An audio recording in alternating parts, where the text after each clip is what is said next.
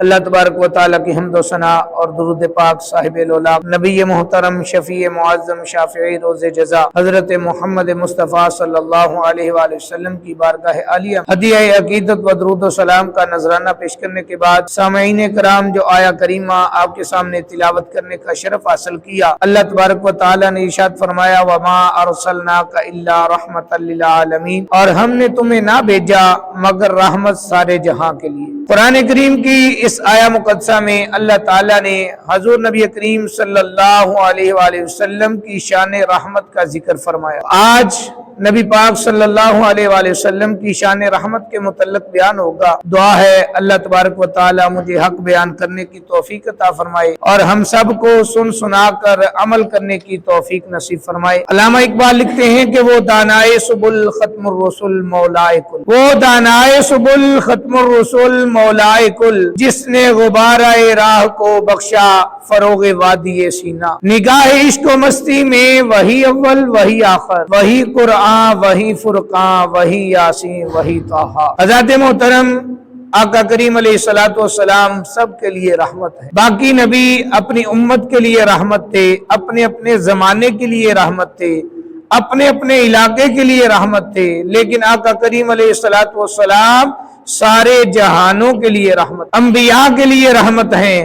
انسانوں کے لیے بھی رحمت ہیں، جوانوں کے لیے بھی رحمت ہیں، جمادات کے لیے بھی رحمت ہیں، نباتات کے لیے بھی رحمت، مسلمانوں کے لیے بھی رحمت ہیں۔ اللہ تعالیٰ نے فرمایا محبوب میں نے تجھے تمام جہانوں کے لیے رحمت بنا کر۔ آقا کریم علیہ الصلوۃ والسلام نہ صرف مسلمانوں کے لیے رحمت ہیں، کافروں کے لیے بھی رحمت ہیں، بلکہ سرکار سراپا رحمت ہے۔ سراپا رحمت وہی ہو سکتا ہے جن کے صدقے مصیبتیں پریشانیاں دور ہو جاتی، مصیبتیں ٹل جاتی ہیں، بیماریاں دور ہو جاتی۔ یہ سچ ہے،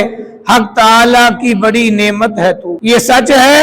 حق تعالیٰ کی بڑی نعمت ہے تو، سارے عالم کے لیے رحمت ہے۔ حضرت ابن عباس رضی اللہ تعالیٰ عنہ فرماتے ہیں حضور کا رحمت ہونا عام ہے، ایمان والے کے لیے بھی اور اس کے لیے بھی جو ایمان نہ لایا ہو۔ مومن کے لیے تو آپ دنیا اور آخرت دونوں میں رحمت ہیں، اور جو ایمان نہ لایا اس کے لیے آپ دنیا میں رحمت ہیں کہ آپ کی بدولت عذاب میں تاخیر ہوئی۔ وہ عذاب جس کے ذریعے اللہ تبارک و تعالی زندہ لوگوں کو زمین میں دنسا دیتا، اس میں کمی ہو گئی، تخفیف ہو گئی۔ وہ عذاب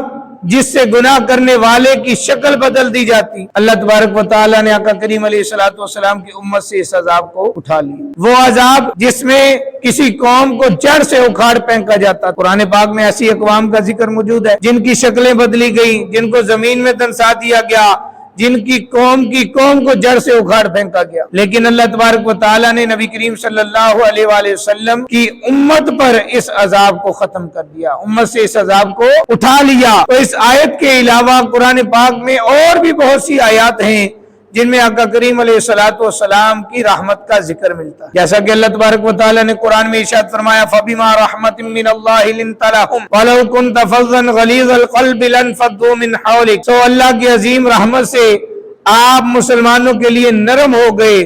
اور اگر آپ بد مزاج اور سخت دل ہوتے تو وہ ضرور آپ کے پاس سے بھاگ جاتے۔ پھر اللہ تبارک و تعالی ارشاد فرماتا ہے لَقَدْ جَاءَكُمْ رَسُولٌ مِّنْ أَنفُسِكُمْ عَزِيزٌ عَلَيْهِ مَا عَنِتُّمْ حَرِيصٌ عَلَيْكُمْ بِالْمُؤْمِنِينَ رَءُوفٌ رَحِيمٌ۔ بے شک تمہارے پاس تم ہی میں سے ایک عظیم رسول آ گئے، تمہارا مشقت میں پڑنا ان کے لیے بہت شائق ہے، تمہاری فلاح پر وہ بہت حریص ہیں، اور مومنوں پر بہت شفیق نہایت مہربان ہے۔ اللہ اکبر۔ شاعر لکھتے ہیں کہ وہ مومنوں کی تو جانوں سے بھی قریب ہوئے، وہ مومنوں کی